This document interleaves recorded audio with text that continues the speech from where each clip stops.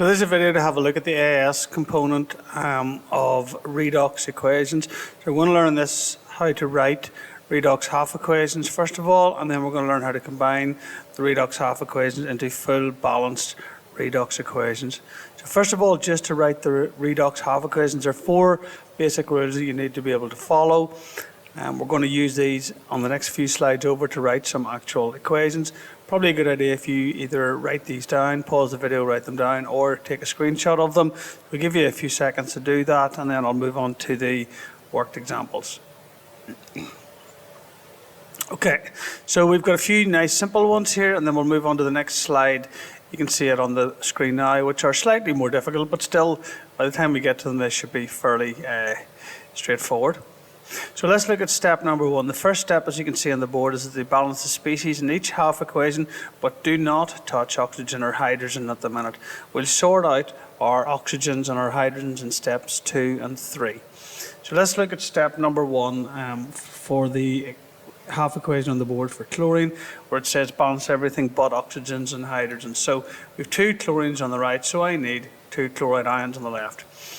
Then if I look at step 2, balance oxygen using water molecules, and step 3, balance any hydrogen atoms that arise using hydrogen ions. Well, of course I don't have any oxygens, I don't have any hydrogens in this one, so I don't need to worry about that step. All I need to do is the last step on the screen, which is balance charges using electrons. So I work out the total charge on the left and the right. I have 2 chloride ions, so that's -2. And chlorine has no charge. I find the more positive side, or less negative, which is the right hand side here, and I add the number of electrons needed to balance the charges. So when I add 2 electrons, that brings that also to -2. Okay, if we go down to the next one, we can see yet again we've no oxygens, we've no hydrogens. We don't even have to balance the magnesiums this time because they're already balanced 1 to 1. There's 0 charge on that side. +2 on that side, that's the more positive side. I need 2 electrons. Dead simple. Next one along, we check our sulfurs first of all, so everything but oxygens and hydrogens. Well, there's only 1 sulfur in each, that's fine. We've got 4 oxygens on the right, but only 3 on the left, so I'm going to have to add a water molecule to the left-hand side. That brings in 2 hydrogen atoms, which need to be balanced out with hydrogen ions. The total charge on the left-hand side is -2 from the sulfide, and on the charge on the right-hand side, we have +2 and +2 from the 2 hydrogen ions and -2, so 0 charge. In other words, I need to balance both sides to become -2, so I find the more positive side, the right-hand side, and I put my 2 electrons into it, makes both sides -2. Next one, very simple, no oxygens, no hydrogens, sodiums are already balanced. The more positive side is the left-hand side, which is +1. So all I need here is 1 electron plus that. I go to the next one. First thing I need to be careful of is I need 2 bromides because there are 2 bromine atoms in the bromine molecule on the left-hand side. I have no oxygens, I have no hydrogens. I have -2 on this side, 2 times the -1. Okay, and 0 on this side, so I need 2 electrons on the left-hand side. Next one. Nitrogens I need to balance out. Well, there's only 1 on each side, that's fine. Then I have 3 oxygens on the left, 2 oxygens on the right, so I need a water molecule to balance up my oxygens. Now I've introduced hydrogen atoms. The only way I can balance hydrogen atoms are with hydrogen ions. I have on the total on the left-hand side 2 hydrogen ions and 1 negative nitrate, so I have a total of +1 on the left-hand side, and I have no charge on the right-hand side, so therefore I need 1 electron on the left-hand side. So if we go to the next slide over, you might want to pause the video maybe and do some of these, and I'll go through them myself, and then you can come back and check whether you got them right or not. So first one, sulfurs are done, don't need to worry about them. 4 oxygens on the left, so I'm going to need 4 water molecules on the right. I now have 8 hydrogens here, but 2 here as well, don't forget about. So I need to balance those up with hydrogen ions. My charges are, I have 8 hydrogen ions and the sulfate ion here, gives us a total of +6. There's no charge on that side. I need 6E- on the left-hand side. Next one, vanadiums are fine, they're 1 to 1. I need to put a water molecule here to balance the oxygens and therefore I need 2 hydrogen ions to balance the hydrogen atoms. I have +3 charge on the left hand side, and I have +4, 2 there and 2 times 1 there. So I need 1 E minus on the right hand side to balance those charges out. Next one, manganeses are fine, they're balanced. I have 2 oxygens on the left and 4 on the right, so I need to put in 2 water molecules there. I've now introduced 4 hydrogen atoms, so I need 4 hydrogen ions on the right hand side.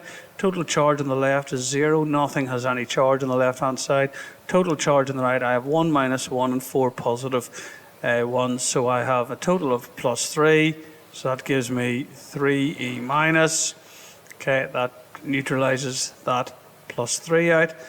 H2O2, I have hydrogen peroxide on the right, so the hydrogens are fine, the oxygens aren't fine. I have only 1 on the right, 2 on the left, so I need 2 water molecules there. That gives me 2 hydrogen ions on the left, but 4 on the right, so I'm going to need to put into 2 hydrogen ions there. That gives me a total of +2 on the left, and there's no charge on the right. So I need to put in 2 electrons on the left hand side. And finally, ethanol going to ethanoic acid. I have 2 carbons here and I have 2 carbons there. They may be separated out, but it doesn't matter, still equates to 2 carbons. Oxygens on the right is 2, oxygens on the left is only 1, so I need a water molecule on the left hand side. Hydrogens on the right is 4, hydrogens on the left is 6 in the ethanol, +2 is 8. Okay, so I need 4 hydrogen ions on the left. Total charge on the right is 0. None of those molecules have any charge.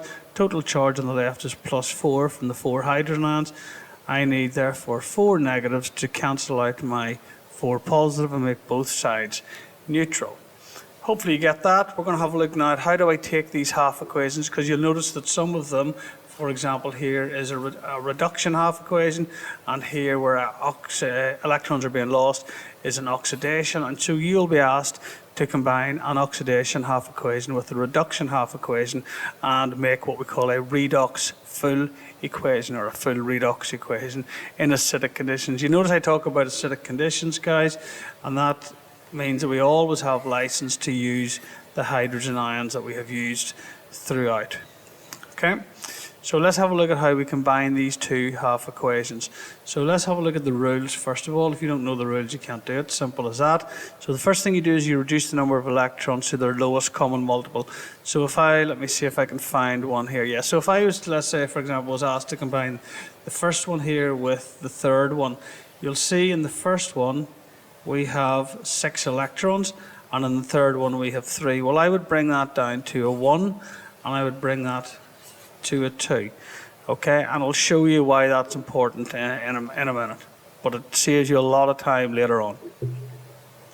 The next thing you do in step 2 is you multiply each equation by the new number of electrons in the other equation.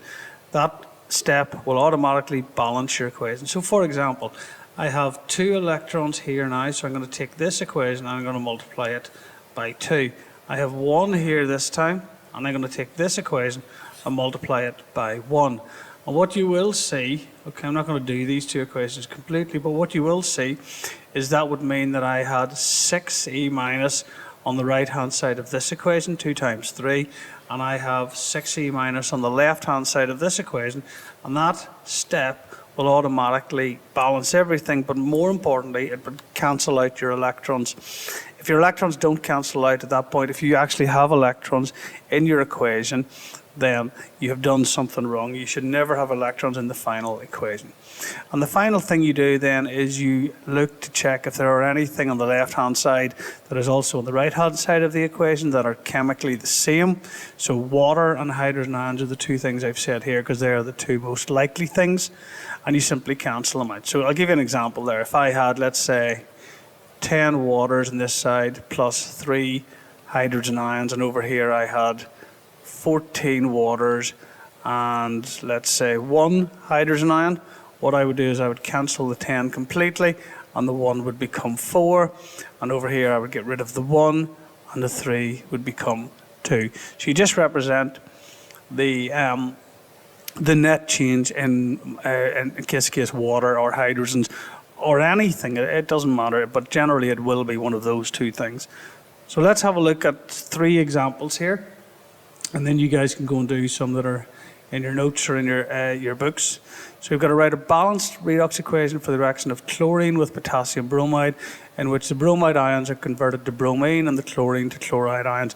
The potassium ion is a spectator ion, so I don't need to worry about the potassium ion. So we have got chlorine, it tells us, is going to chloride ions, and it tells us that bromide ions have gone to bromine. Well, first things first, if you don't know the formula of chlorine, bromine, chloride ions, or bromide ions, you really are snookered, but those would be very much expected of any A-level chemistry student. Step number 1, we balance everything but oxygens and hydrogens, so I need a 2 there, I need a 2 there. Step 2, I sort out my oxygens and my hydrogens. Well, there aren't any, so I don't need to worry about this. Obviously, example 1 here that we're doing is a very simple example. So we have 0 charge here, and we have -2 on this side, 2 negatives. Okay, so I need to find my more positive side, and I put my electrons in to make both sides -2.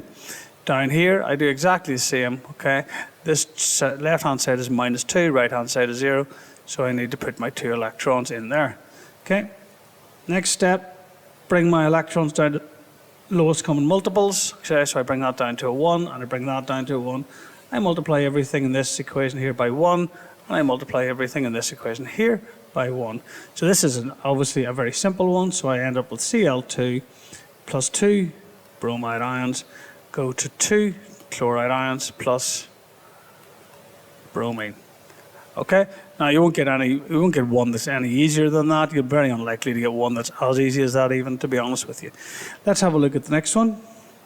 So on the next one, we have to write a balanced equation for the reaction of potassium permanganate, KMnO4, in which potassium ion is a spectator ion. Good, we don't have to worry about that. Okay, is a spectator ion. Red, and these react with tin 2 ions. The manganate ion is converted to Mn2+. So the manganate ion, which is one on your specification that you have to know, is as so, and it is turned to Mn2+. It tells us that tin in the 2+ state is converted to tin in the 4+ state. So we do exactly what we did earlier. We build up the half equation. So first one, the manganeses are the same on both sides, but there are 4 oxygens on the left, so I need 4 oxygens on the right. There are now 8 hydrogens on the left, so I need 8H plus on the right hand side. My charges on the left hand side are 8 plus and a -1, so +7. Charges on the right are +2. I find the more positive side and I put the number of electrons in to balance it.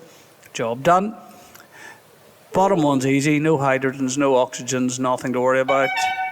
Okay, I just have to balance charges, so I need, I need 2 E- there. Very simple.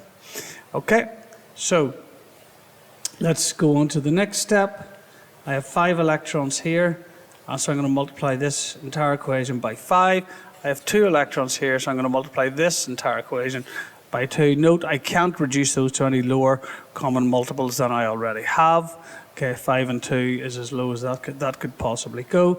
So let's have a look. I am going to end up with 2 MnO4- plus 16 H plus 5 SN2 plus goes to 2 Mn2 plus 8 H2Os plus 5 SN4 plus. So just check very quickly across that I haven't left anything out. So I should have 1, 2, 3 species on the left, I have, and I should have 1, 2, 3 species on the right, I have. My electrons would cancel each other out. 2 times 5 is 10, and 5 times 2 is 10. So I'd have 10 electrons on both sides. Don't write them in. Okay, I check my equation to make sure there's nothing on the left that also appears on the right. There isn't in this one. Okay, and then I finally check to make sure that everything is in its lowest common multiple. So there's nothing that I can do in that equation. I can't divide it by 2 or 3 or anything at the minute. So that's how I would leave that answer for the examiner. Okay, the final one then, before you guys can go and do some on your own. Okay, you may well want to pause this video. This is the hardest one of the lot and have a go at it. Okay, so we've been told that we have ethanol. We've got to write a full balanced redox equation for ethanol, and we've been told that that ethanol goes to ethanoic acid, and we've been told that we have dichromate ions, which are oxidizing the ethanol to ethanoic acid, and it goes to chromium 3+. So let's just go through the process that we did earlier. We balance everything but oxygens and hydrogens. Well, that's carbons in the first one. We have 2 carbons on both sides, so nothing to do there. The next thing that we do is we balance oxygens using water molecules. On the top one, I have one oxygen on the left, 2 on the right, so I need to introduce water molecule there. Now on this side I have to balance my hydrogens, atoms with hydrogen ions. On the left hand side I have 6 hydrogens in the ethanol molecule plus 2 from the water, so of course I have 8 hydrogens there. I only have 4 hydrogens here, so I need to put in 4 water molecules there. And finally I need, no I don't. I need to put in 4 hydrogen ions, my mistake. Okay, then I finally need to balance charges. Well, there is no charge on the left hand side. Ethanol and water are uncharged molecules, so there's 0 charge on the left. On the right hand side there is a +4 charge from the 4 hydrogen ions, so I need to put in 4E- onto the left hand side. Down below, let's have a look. I balance everything but oxygen. I have 2 chromiums here, so I need to put a 2 there. I have 7 oxygens on the left, so I need 7 waters. I have now introduced 14 hydrogens, so I need to put in 14 hydrogen ions. Total charge on the left is -2 from the dichromate and +14, so in other words +12. I have 2 times +3 there, so that's +6 on the right hand side. The more positive side is the left, so I need to put my 6 electrons there. Okay. Those are your 2 half equations. You get a certain number of marks for those. These 2 are quite a lot going on, so you're going to get quite a few marks for them. Now we multiply each half equation by the number of electrons in the other equation, remembering to reduce those to their lowest common multiple. So 6 will come down to 3, and the 4 will come down to 2. So I multiply everything in this equation by the 2 from there, and I multiply everything in this equation by the 3 from there. So 3C2H5OH plus 3 water molecules plus, that's everything there, plus 2Cr2O7 plus 28 hydrogen ions goes to top line. We have 3 ethanoic acid molecules plus 12 hydrogen ions, plus I have 4 chromium 3+, and I have 14 water molecules. So that's a good job. Everything is done. I know the last thing I need to check is that I can't reduce this to any numbers lower than I already have in here. I can't divide it by 2 or by 3 or anything, okay, which I can't, okay. They're already in their lowest common multiple. The last thing that I need to check for is, do I have anything on the left hand side that is on the right hand side? And I do. You can see water molecules on both sides, so there's a 3 there, that's got to go, and then my 14 on the left will become 11, and then I also have 28 hydrogens on the left, 12 on the right, so my 12 go, and my 28 becomes 16 hydrogen ions. Obviously you would rewrite that out or do it a bit neater and tidier than I did, but that is the final answer. So hopefully that all helps, guys, and you can go off and do a few from past paper questions, etc. If you can do those 3 worked examples that I did at the end there, I can't foresee you having any problems with any of these at AS level.